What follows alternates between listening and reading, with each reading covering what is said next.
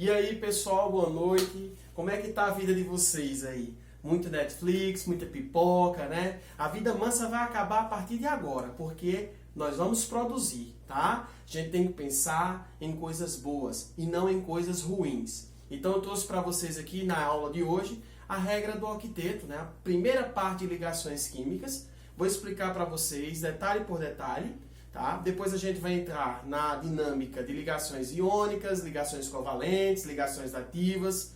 Vamos seguir o nosso módulo. O nosso aluno do Química Aplicada, do Disciplinas Isoladas, não pode ficar de fora desse nosso processo, tá bom? Então vamos para cá, quero mostrar aqui uma coisa bem bacaninha para vocês. Montei esse estúdio exclusivamente para vocês, tá? Ao nosso aluno DI, ao nosso aluno QA, Química Aplicada, né?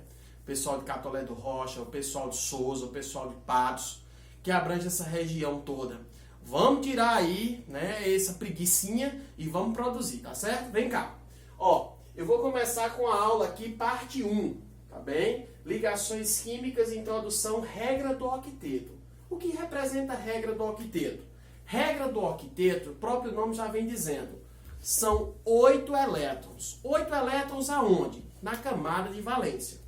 Então a gente tem aquele conjuntinho de átomos lá na tabela periódica, que na realidade consta de 18 grupos, só que a gente apenas vai trabalhar com elementos do elemento representativo, que representa o grupo A da tabela periódica.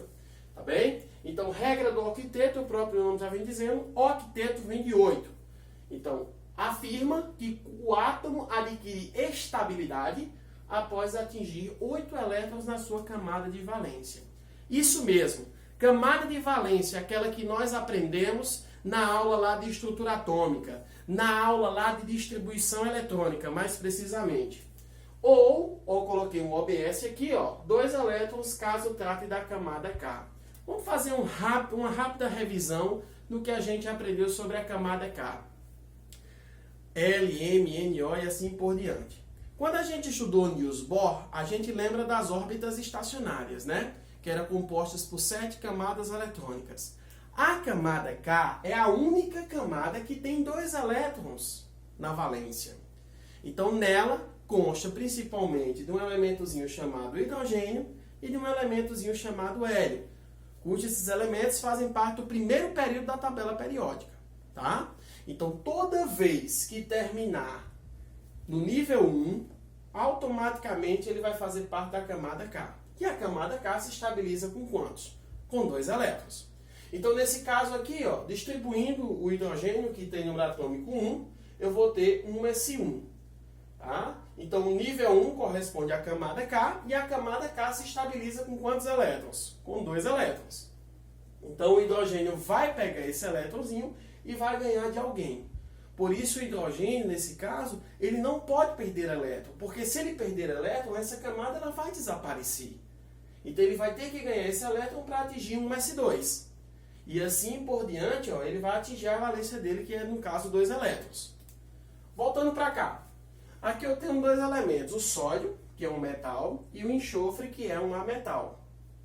O sódio tem número atômico 11. Ao distribuirmos o sódio, nós vamos ter 1s2, 2s2, 2p6, 3s1. Tá vendo essa camadinha aqui, ó? Terceiro nível de energia. Aqui tu tem segundo nível e primeiro nível. Qual é o nível mais distante do núcleo do átomo? Terceiro nível. É o que nós vamos chamar de CV, que é a nossa camada de valência. A nossa camada de valência, ela tem aqui um elétron apenas.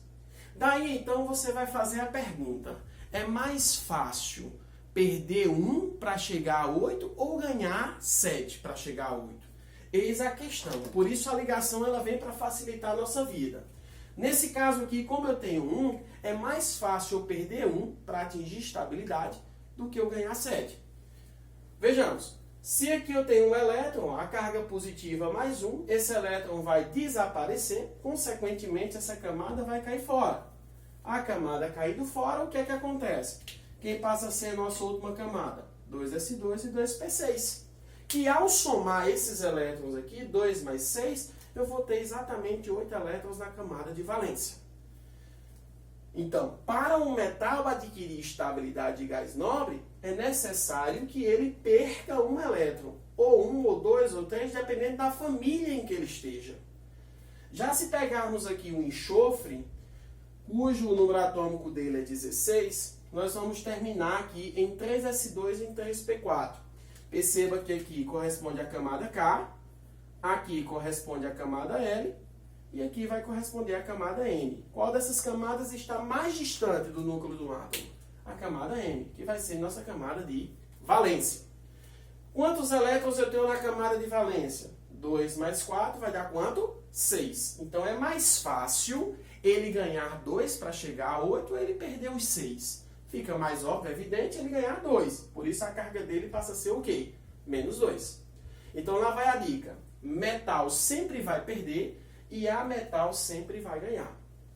Tá? Porque os ametais são mais próximos aos gases nobres. Então eles têm tendência de ganhar. E os metais, como estão mais distantes dos gases nobres, eles vão ter tendência de perder elétrons para adquirir estabilidade.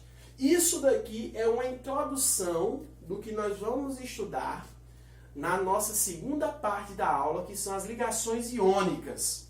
Em seguida, as ligações covalentes. Tá? Então, regra do octeto é o tripé de ligações químicas.